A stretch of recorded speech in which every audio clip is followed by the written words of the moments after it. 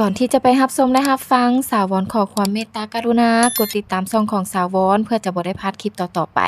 และสำหรับใครที่ว่าใจดีมีน้ำใจอยากซัพพอร์ตอยากให้กำลังใจสาววอนก็สามารถกดปุ่มซุปเปอร์แตงได้เลยที่สำคัญอย่ากกดข้ามโฆษณาเด้อเฮลโลสบายดีสวัสดีค่ะมาพบกับสาววอนอีกแล้วเนาะทุกคนมื้อนี้เนาะสาววอนได้มีโอกาสมา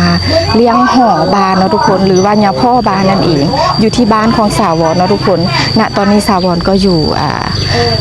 ห่อแล้วเนาะทุกคนเนาะเพิ่นฮ้องว่าห่อบานเนาะทุกคนสาววอนจะพาทุกคนไปเบิ่งนำกันว่าเพิ่นจะมีพิธีแบบใดเนาะทุกคนเป็นแบบพิธีแบบสาวลาวเฮาเนาะแบบว่าเสื้อถือแล้วก็ปฏิบัติกันมาอย่างยาวนานแล้วเนาะทุกคนตั้งแต่สมัยปู่ย่าตายายเนาะที่เพิ่นพาเฮ็ดมาเนาะสาววอนจะพาทุกคนไปเบิ่งนำกันเลย let's go นี่เนาะทุกคนอันนี้แม่ของสาววอนเนาะคุณยายเนาะเพิ่นจะไปเลี้ยงห่อเนาะทุกคนมีต้มไก่นี่เนาะแล้วก็ข้าวเนาะทุกคน นี่เนาะเขาจะไปเลี้ยงห่อนำกันเนาะทุกคนไปนี่เนาะตอนนี้เนาะสาววอนกับแม่ก็ได้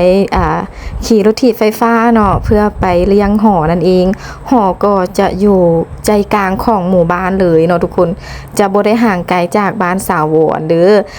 นั่งรถไปก็จะประมาณ3 นาทีเนาะทุกคนนี่เนาะทุกคนอันนี้ขี่รถถีบไฟฟ้าไป2 แม่ลูกบึงหัวผมปูอยู่เนาะ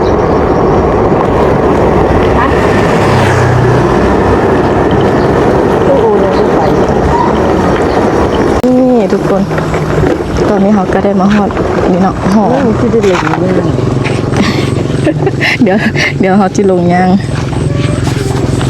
นี่เนาะทุกคนตอนนี้ก็มาฮอดห่อแล้วเนาะตอนนี้สาววอนจะลงย่างเอาเพราะว่าทางมันเป็นบวกขี้ตมแบบนี้เนาะแล้วก็ให้คุณยายขี่รถไปคนเดียวนี่เนาะทุกคนบรรยากาศตอนเช้าเนาะประมาณ7:30เด้อทุกคนอันนี้ทุ่งนาเพิ่นก็กำลังจะไถนาแล้วก็ดำนาทางนั้นจะเป็นห่อเนาะทุกคนเนาะตอนนี้แม่สาววอนก็จอดรถท่า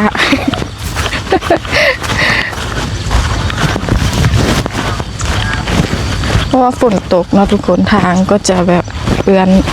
นิดนึงเนาะ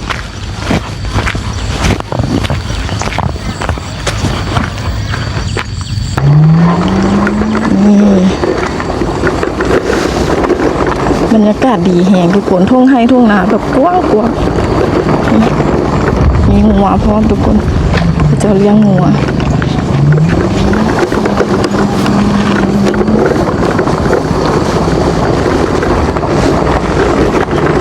เนาะตอนนี้ก็มีคนมาหน่อยนึงแล้วเนาะผู้เฒ่าผู้แก่เนาะเพิ่นมาเลี้ยงห่อเนาะทุกคนหรือว่าเลี้ยงญาพ่อบ้านนี่เนาะตอนนี้คุณยายก็มาฮอดแล้วกับสาววอนเนาะรถถีบไฟฟ้าเนาะทุกคน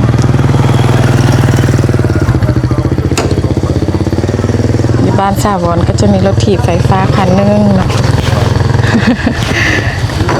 นี่ต้มไก่ตัวมักใหญ่เลยทุกคนต้มไก่นี่เป็นน้องพายเนาะน้องสะพายเนาะเอามาให้ต้มเลี้ยงห่อนี่ทุกคนเนาะตอนนี้คนยังบ่มาหลายเนาะทุกคนเนาะอันนี้เพิ่นก็จะแบบมีทานข้าวจี่เนาะทุกคนเป็นโฮงทานเนาะแม่อาตีจีแซ่บเด้อข้าวจี่แซ่บสบายดีข้าวจีแซ่บใส่นมพร้อมเนาะใส่นมให้พร้อมจีใส่นมเด้อนี่เนาะทุกคนขอให้ได้บุญได้หลายเนาะคือแบบเป็นโฮงทานข้าวจี่เนาะใส่นมให้พร้อมทุกคนใครอยากกินก็ถือว่ากินได้แล้วมาเด้อแซ่บเด้อ มันก็จะมีแบบจำประจำหมู่บ้านเนาะที่แบบเพิ่นทับเอาต้มไก่ทุกคนแล้วก็ถวายนี่เนาะทุกคนใครมาก็แบบว่ามีต้มไก่มาเป็นโตเนาะทุกคนตัวใหญ่ๆเลยความสามัคคีของหมู่บ้านเราเนาะทุกคนลากกินหมดแล้วเสื้อเนี่ยบอกลากกินหมดแล้วแม่ละอาปากเลยนะเฮ็ดจังไดก็งามคนงาม บางกินข้าวจีอาปากกว้างๆเนาะบ่เห็นเราอันนี้ของเรานี่ก็คือเป็นทุ่งไร่ทุ่งนาเนาะในหมู่บ้านเนาะทุกคนทางโซนด้านนั้นก็จะเป็นเข้าไปในหมู่บ้านเนาะนี่คือวัดเนาะทุกคนเนาะบรรยากาศก็จะประมาณนี้เนาะทุกคนตอนนี้ประมาณ7:30นเนาะหรือว่าประมาณ8 โมงยังแล้วเนาะทุ่งนากว้างขวางเนาะทุกคนแล้วก็จะมีตรงนี้เนาะเพิ่นจะเลี้ยงหัวหลายหัวเนาะทุกคนมันจะนั่งถึงแล้วก็ไปเข้าที่สิบแก้วมาพูดแล้วมาดูบ้านน้องเขาก็อ่อนมาน้ำมันไม่รู้แก้วมันเมื่อมาปรักษาหลังอายุดีมีแห้งก่อนเจ็บเบื่อได้คงไข้เบื่อเฮิร์นี้จะแล้วเรียนเป็นปกปักรักษาพอเข็นเล่นน้ำแล้วเข้ามาบุได้ได้เพราะปกปักรักษาสารุสารุตาสมสัตว์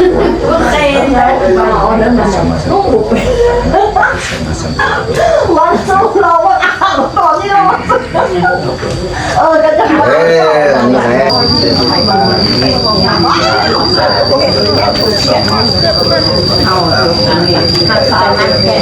นี่เนาะทุกคนเบียร์ลาวเนาะไปใส่ก็ต้องมีเบียร์ลาวเนาะทุกคนเบียร์ของคนจริงใจเบียร์ของคนลาวเนาะทุกคนเนาะมีต้มไก่มีเหล้ามีเบียร์เนาะทุกคนมีข้าวเนาะทุกคนตอนนี้ก็จะมีแบบประชาชนเพิ่นกำลังเดินทางมาเนาะทุกคน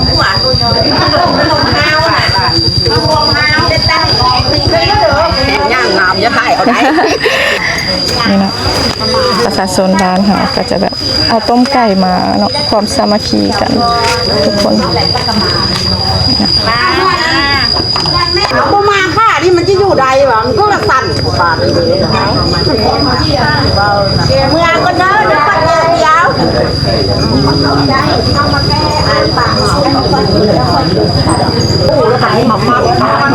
นี่เนาะข้าวจีทุกคนที่เพิ่นแบบใส่นมแล้วล่ะทุกคนแล้วเพิ่นก็จะเอาไปทานน่าจะไปวัดเนาะทุกคนคุณยายเนาะทุกคนเอาให้นะเอาแล้วไปยืนกับแม่นั่งมาดีก่อนทุกคนเนาะสาธุเนาะทุกคนเนาะวันนี้ก็แบบว่าเป็นโอกาสดีเนาะที่แบบได้มาเฮ็ดบุญร่วมกันเนาะของประชาชนในหมู่บ้านของสาวรเนาะทุกคนไปเดี๋ยวสาวรจะพาเบิ่งบรรยากาศรอบๆเนาะทุกคนสาวรก็ขออนุญาตเด้อเนาะอันนั้นก็จะเป็นแบบเงินของประชาชนเนาะทุกคนนี่เนาะทุ่งไร่ทุ่งนาคือแบบกว้างแหงนะ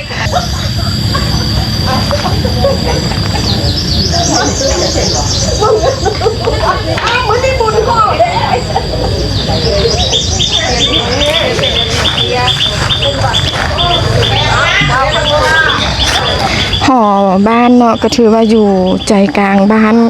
ใจกลางของหมู่บ้านเลยทุกคนทุกๆปีเนาะก็จะได้เลี้ยงหอเนาะทุกคนเนาะหรือว่าเลี้ยงเนี่ยพ่อบ้านนั่นเองเลี้ยงเข้าแล้วก็ทางเลี้ยงออกเนาะสรุปก็คือแบบปีนึงเนาะเพิ่นเลี้ยง2 เทื่อเด้อทุกคนเนาะบรรยากาศมีต้นไม้แบบเขียวงามเลยทุกคน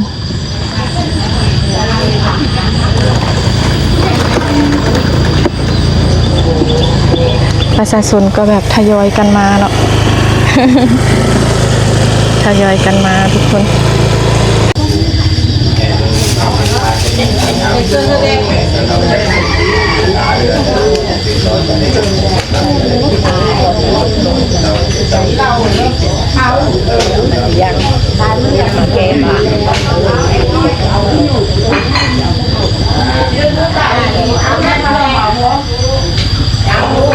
เนาะทุกคนสาวรก็ขอให้เนาะยาพ่อบ้านเนาะปกปักรักษาลูกบ้านเนาะทุกคนให้อยู่ดีมีแห้งเนาะ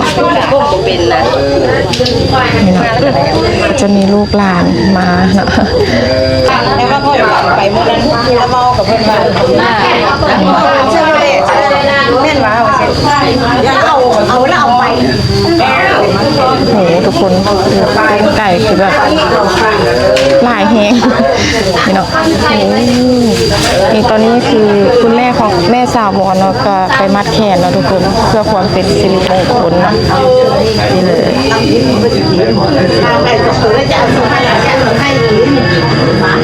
โหต้นไก่หลายแฮงเนาะนี่ก็คือความสามัคคีของคนหมู่บ้านเนาะทุกคนของคนในหมู่บ้านเนาะทุกคนเนาะมีต้มไก่ต้มไข่เนาะทุกคนมีเหล้ามีเบียร์เนาะมีข้าวเหนียวทุกคนเนาะสาธุเนาะขอให้เนาะยาพ่อบ้านเนาะรักสมรักษาคนในหมู่บ้านทุกคนนี่ตัวเล็กกับมามัดแขนนะคะก็เข้าสิมอนอ่ะสามลูกหลานให้ว่าจะได้ใครเดินมาที่บ้านได้ไหมบ้องว่าไปเราชาวแล้วมันมาไม่เป็นเนี่ย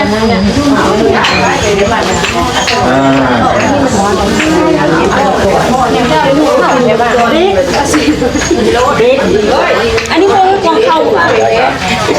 ไม่ทันคนนี้นะแล้วเที่ยวพักกับพรุ่งนี้แล้วจะว่างไม่ว่างเที่ยวแม่เอามาที่ชนบทนี่เนาะทุกคนตอนนี้ประชาชนก็ยังทยอยมาเนาะมาทางใดก็ได้ทุกคนมาทางนี้ก็ได้แล้วก็มาทางด้านนี้ก็ได้นะทุกคนเนาะหลังจากที่แบบเพิ่นเลี้ยงห่ออยู่นี่นะตอนเช้าเนาะก็จะพากันแบบไปรวมตัวกันอยู่ที่วัดนะทุกคนเพื่อแบบว่าสร้างสรรค์เนาะม่วนซื่นนำกันเนาะทุกคนแล้วก็กินข้าวสามัคคีนำกันเนาะทุกคนต้นไม้แบบเขียวงามเลยทุกคน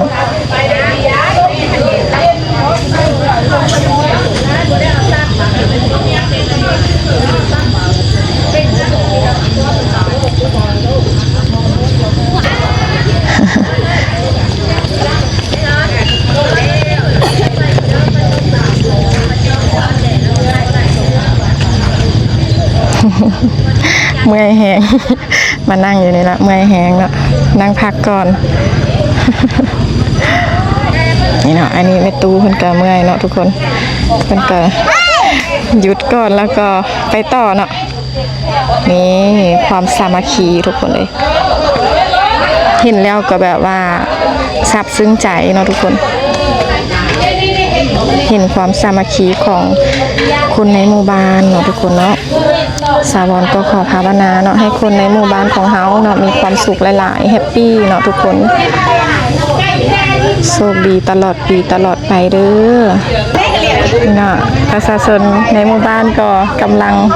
เดินทางมาเรื่อยๆเนาะทุกคนนี่มีเด็กๆเนาะลูกหลานนี่เนาะทุกคนโอ้โหเอาสาดมาน้ำคันห่มมีตั้งพร้อมทุกคนเนาะครบเลยสุดยอดเนาะทุกคนเนาะความตั้งใจเนาะทุกคนของคนในหมู่บ้านเฮาเห็นแบบนี้เราก็แบบว่าดีใจเนาะ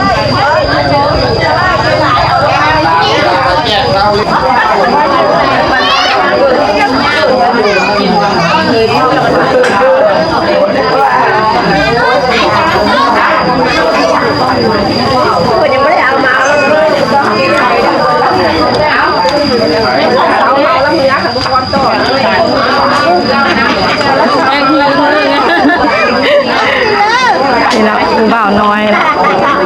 กินข้าวจี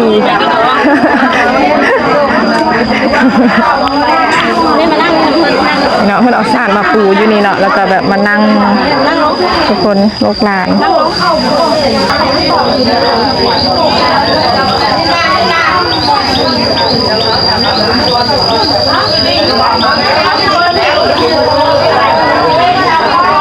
ก็ถือว่าประชาชนจะมาหลายแล้วเนาะทุกคนตอนนี้คนเต็มห่อเลยเนาะ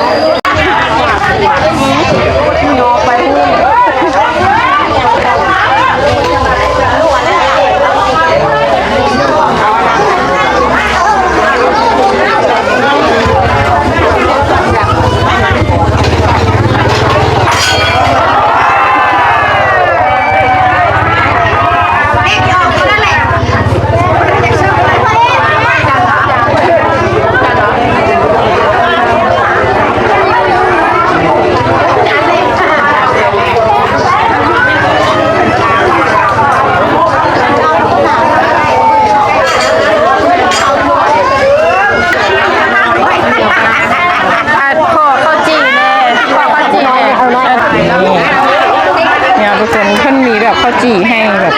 แจกฟรีเนาะทุกคนเนาะใส่นมให้พร้อมเนาะ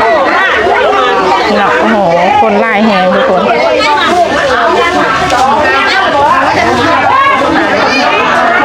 มากินข้าวจี่นำกันเนาะทุกคนเนาะข้าวจี่สามัคคีทุกคนกับสาวๆนี่ห้องท้องเนาะเพราะว่ายังไม่ได้กินข้าวเช้าเนาะทุกคนนี่เลยมากินข้าวจี่นำกัน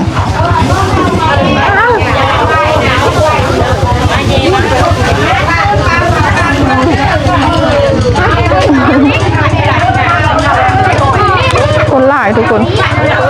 เนาะบนหัวย้อย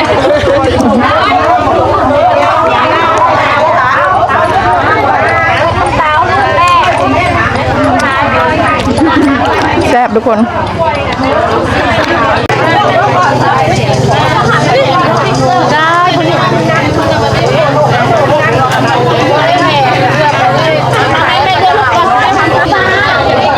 ทุกคนแบบมีแบบลูกหลานเนาะที่แบบมาห่วมกับถือว่าหลายเนาะทุกคนโอ้ทุกคนเต็มเลย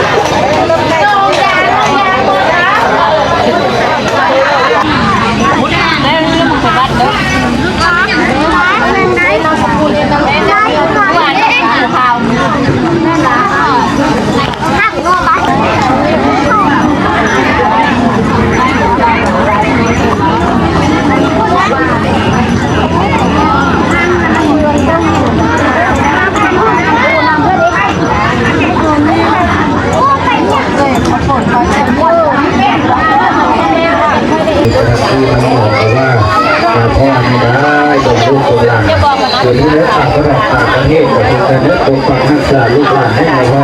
ให้มาแน่มาบนเรื่อยๆโดยตรงผมหลังโดยจังของเก่าถ้าเรียกว่าเดือนดีได้มือกว่ามาสไตล์ที่มาสไตล์ที่มาสไตล์มาสไตล์ที่มาสไตล์สไตล์โมนา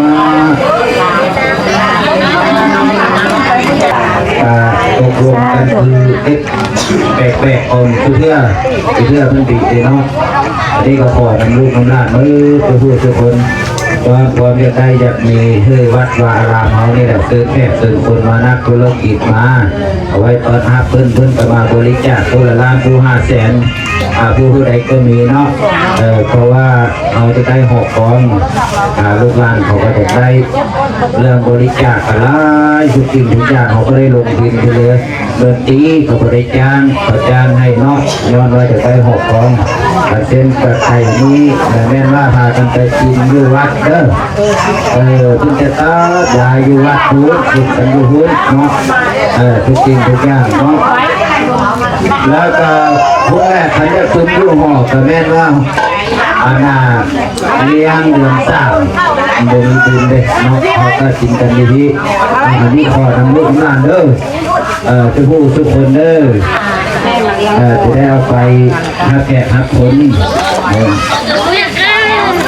สีหน้าสีตามานี่เลี้ยงอ่ะเขามีขันดอกไม้ขึ้นมาหาตั้งทูกเทียนใจขึ้นมาว่าลูกหลานบ้านในยางมืดทุกคนบริปาหีเก่าคลองเดิมโอ้ยจึงได้มาเลี้ยงได้มาบานนี่แหละปาปีปาเดือนอันใดก็แก่แล้วเพื่อด่วดีผู้คุ้มผมหนักของนาพ่อนี่แล้วอย่างเรื่องลูกหลานบ้านในยางห้องนี่แหละมันจะมีสุขผลอยู่ทางต่างก็ประกอบก่อนปลายมือซ้ายจับโจมเอาลูกเอาหลานกินผมมีข้าวว่าอันใดให้เก็บให้ยำให้ลูกให้หลานห้องใส่อันใดก็ได้อยู่ให้หาอยู่นาใส่เอากินมาหาเอาหม้อมาเพิ่มลูกหลานนี่แหละคนใดค้าขายในมือเงินหาทองที่ต่างประเทศนี่ก็ได้มาแก้มาพูดได้ขึ้นเสียงเพราะอันนี้ก็ได้มาแก้มาพูดได้คุ้มหลังจางความเก่าให้แล้วเพื่อเดือดดีอันใดก็ได้จับโจมาเด้ออย่าว่าเด้อจุมาลาโทษ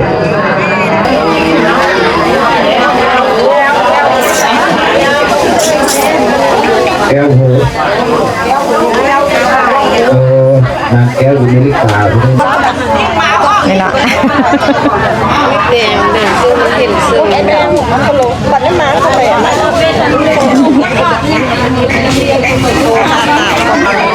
พายกระเป๋าดิไปพายกระเป๋าพายป้าโยนสมองก็ได้เป็นนั่งเลยตอนนี้ถือว่าแล้วเพิ่นก็จะแบบพากันกลับบ้านแล้วเนาะทุกคนทยอยกลับบ้านอันนี้เพิ่นเอาตั้งมานำ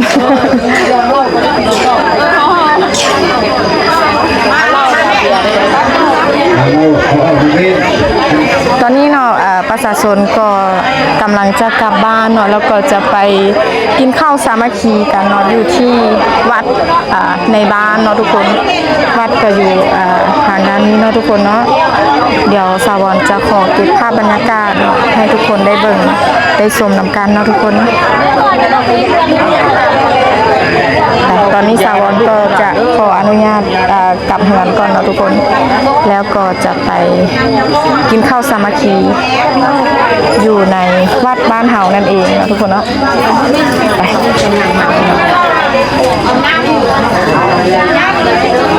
ไปกลับไปวัดบ่ไปฟ้อนระวงเนาะ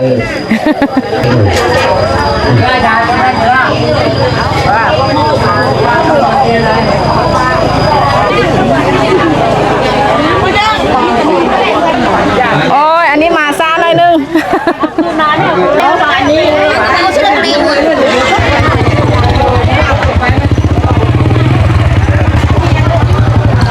เอาค่ะก็มาวะโอ้ค่ะ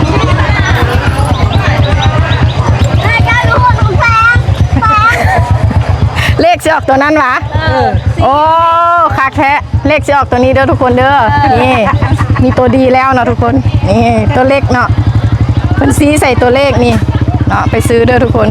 3724เนาะทุกคนเนาะมีคนบอกเลขเด็ดแล้ว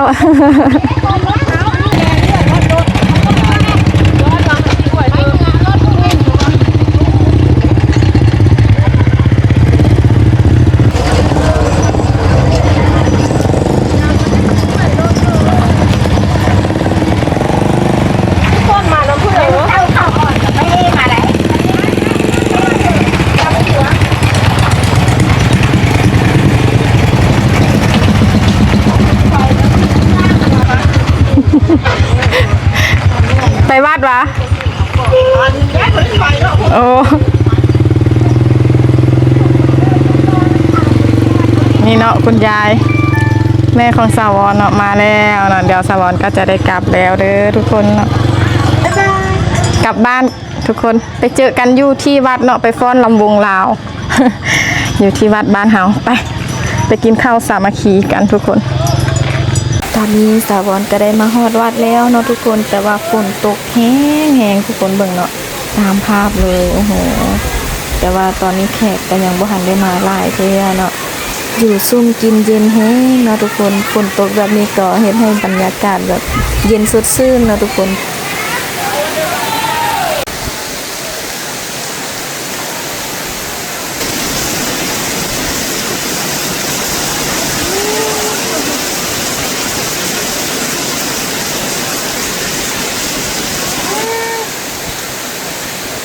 อนนี้ฝนก็ได้ตกเช้าแล้วทุกคนบรรยากาศดีแฮงเย็นสดชื่นเนาะเฮาขึ้นมาจากบ่อนนั้นเนาะทุกคนจะเป็นหออยู่ทางด้านนั้นเนาะเดี๋ยวแล้วตอนนี้เนาะสาวรอยู่ที่วัดเนาะทุกคนเนาะก็จะมีแบบว่าพ่อค้าแม่ค้าเนาะเพิ่นมาขายเครื่องขายของก็ถือว่าหลายอยู่เนาะทุกคนนี่เนาะเดี๋ยวสาวรจะพาทุกคนเข้าไปทางโซนด้านในเนาะว่าจะมีบรรยากาศเป็นแนวใดเนาะไปกันเลย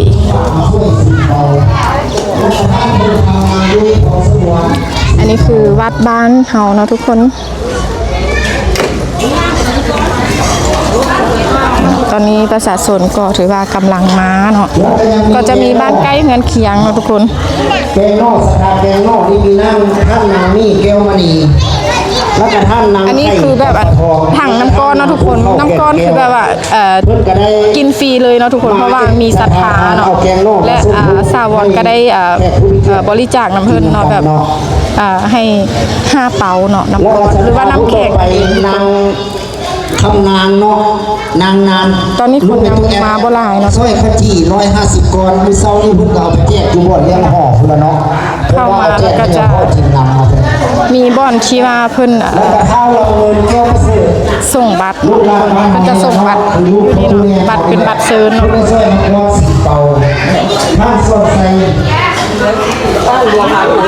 ทุกคนเป็นแบบว่า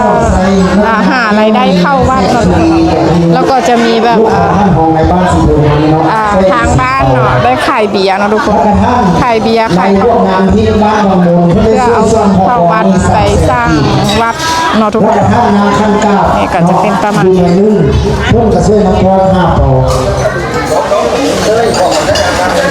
แล้วพิเศษสุดเนาะ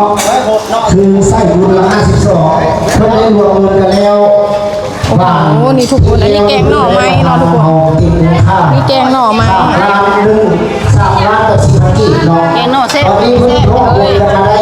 แกงหน่อไม้นี่เนาะทุกคนแกงหน่อไม้แบบว่าอันนี้ก็เป็นศรัทธาของประชาชนบ้านเฮาเนาะคือลูกหลานบ้านเฮาเนี่ยเนาะเพิ่นก็เป็นเลยของจำเพิ่นก็ได้แกงหน่อไม้น่ากินแฮะนี่เนาะจะมีถ้วยบวงบริการนี่เนาะทุกคนตำข้าวปุ้นเนาะทุกคนหรือว่าขนมจีนนั่นเองโอ้นี่เนาะมีหลายอย่างเลยอันนี้คือเฮ็ดน้ำข้าวปุ้นอันนี้น้ำข้าวปุ้นหวานสบายดีสบายดีทักทายเนาะอันนี้ผู้สาวเนาะทุกคนสาวลาวเนาะยังโสดอยู่เด้อใครสนใจทักได้เนาะอันนั้นคือน้ำข้าวปุ้นทุกคนแบบเฮ็ดหลายเนาะอันนี้ก็เป็นเหยื่อข้าวปุ้นเคยเลี้ยงมีแต่ผู้สวยๆมีสาวลาวเนาะมีแต่คนงามๆทักทายได้ไหมเสิร์ฟไปแล้วใส่เนื้อข้าวปุ้นอันนี้คือมักปีเนาะทุกคนมักปีเด้อใส่เนื้อข้าวปุ้นแซ่บแฮงสาวลาวเนาะโอ้โหทุกคนเลยเนาะมาเบิ่งอันนี้ก็เป็นเนื้อข้าวปุ้นเนาะกะหล่ำปีเนาะทุกคนมักหุ่งกะลายแฮงแบบเพิ่นฟักตลอดเลยน้ำข้าวปุ้นได้นอกบุญเนาะงานต่อมาไ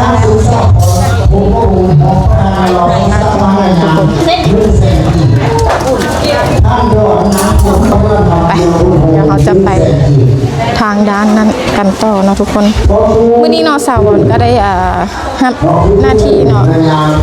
ช่วยขายเบียร์เนาะทุกคนช่วยขายเบียร์ช่วยกันเนาะช่วยบ้านเฮาโอ้แกงหน่อจะแซ่บเนาะมีข้าวเหนียวพร้อมด้วยทุกคนเด้อเนาะนี่ข้าวเหนียว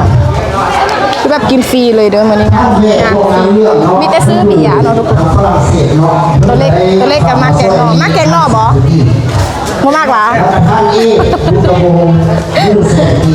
นี่เนาะทุกคนสาวรจะขออนุญาตเนาะพาทุกคนมาเบิ่งภายในวัดเนาะจะเป็นประมาณนี้เนาะทุกคน สวยงามเลยเนาะทุกคนเนาะอันนี้ก็จะเป็นแบบศรัทธาของชาวหมู่บ้านที่แบบช่วยกันฮิตช่วยกันสร้างเนาะไผเนาะที่ว่าต้องการสร้างพัฒนาวัดบ้านของสาวรก็สามารถ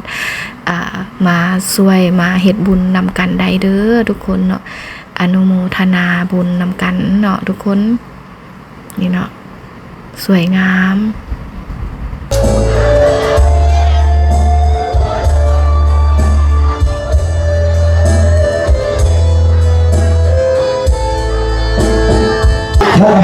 นี่สาวก็จะมานั่งขายเบียร์ช่วยเพิ่นอยู่นี่เนาะ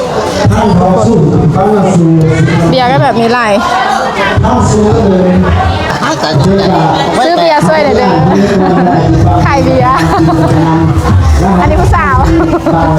ขายเบียร์เด้อทุกคนเนาะซื้อเบียร์ช่วยสาวแน่เนาะทุกคนมาม่วนๆนำกันเนาะมื้อนี้บุญบ้านเฮาเนาะทุกคนเนาะบ้านเฮามีงานเนาะมื้อนี้เนาะคือนั่นแหละอ่ะมื้อนี้เฮาก็จะไปม่วนนำกันไปกันเลย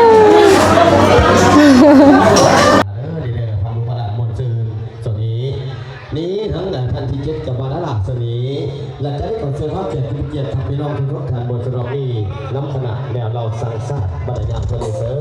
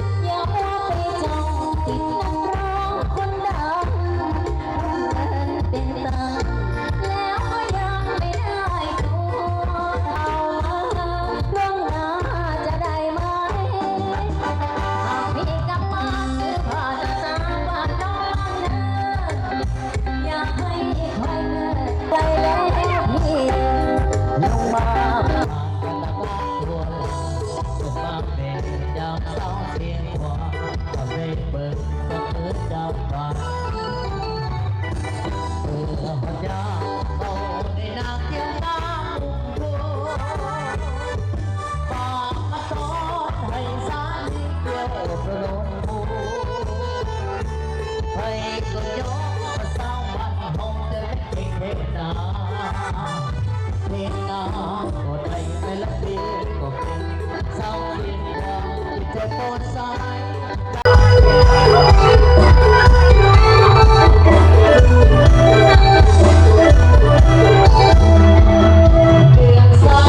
ตอนนี้เนาะโฆษกเพิ่นก็ได้ประกาศให้สาวรเนาะ